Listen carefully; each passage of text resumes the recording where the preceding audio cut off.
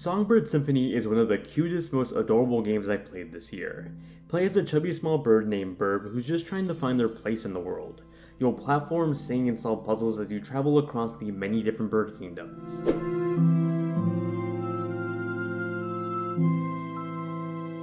You play as Birb, a tiny little bird who just doesn't know where they came from.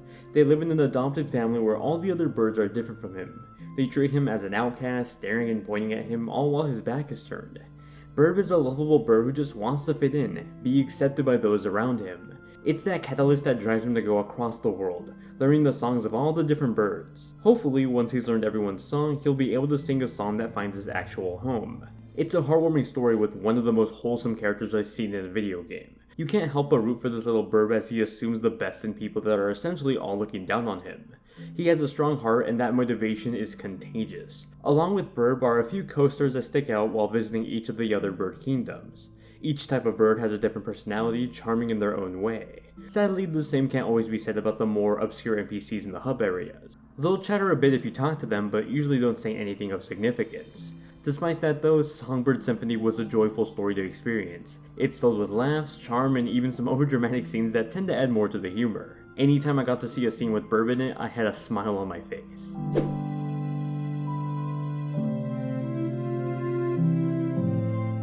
Songbird Symphony is part music rhythm game and part puzzle platformer. I'd say it shines more as the former than the latter.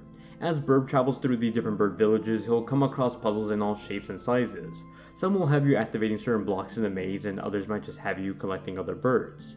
They get increasingly more challenging with every new kingdom, but part of the challenge also comes from some design flaws. When you're exploring villages, you're solving puzzles to collect note pieces. The challenge with that is the lack of a minimap on the screen. It makes it easy to get lost and lose track of where you've been.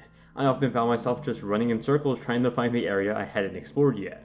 It seemed like an odd thing to overlook in a large exploration game like this. Outside of that, exploring these different bird towns was fun, but also a bit bland. A lot of the enticement of exploring these worlds are the visuals that come along with them. Each bird town has a different look to them that matches up with the personality of the birds living in it. Chickens have this monarchy kingdom while the mockingbird is a high-class bird that loves to laugh, or I guess confused for mocking.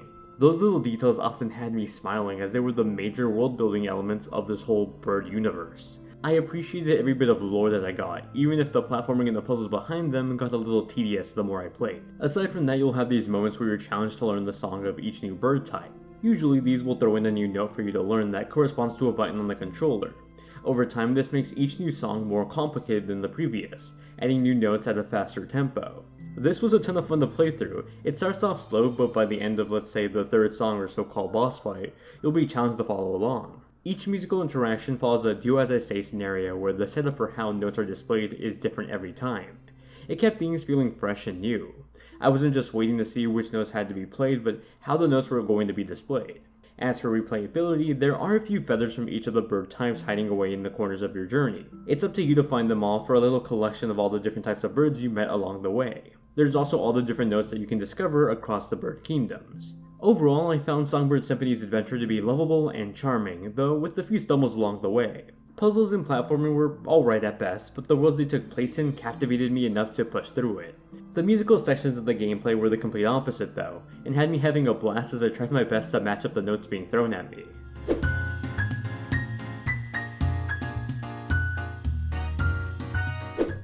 I'm in love with Songbird Symphony's adorable animation choices.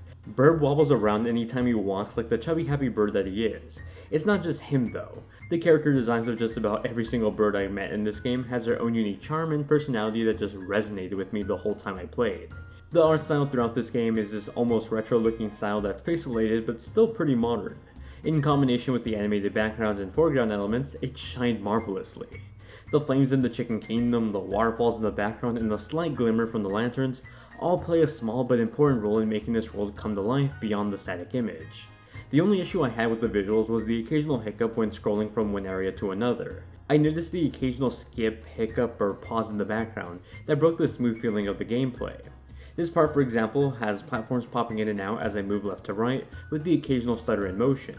It may be a bit hard to see in video, but it's something you can feel when playing. It didn't become too major of an issue for me, just something that I did notice from time to time.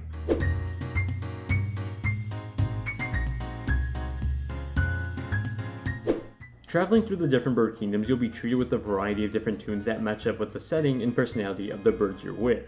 The mockingbirds come from a high-class party line, so their music matches up more of that whole nightlife landscape.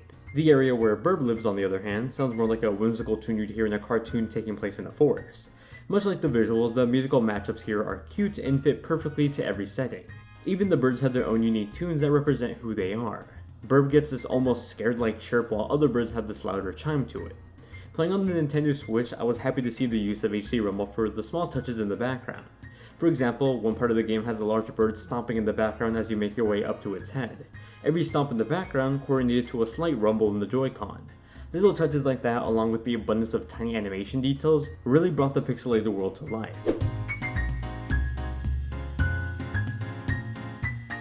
Songbird Symphony was an adorable adventure to go on with a few hiccups along the way. Without getting distracted by the lovely presentation charm of its characters and story, its gameplay can be a bit of a mixed bag. It stumbles a bit as a puzzle platformer, but soars as a music rhythm game. It's with that there's a lot to like, but some stuff to dislike about Songbird, but if you can make your way past the rougher parts of the game, you'll be treated with one of the most heartwarming adventures of the year.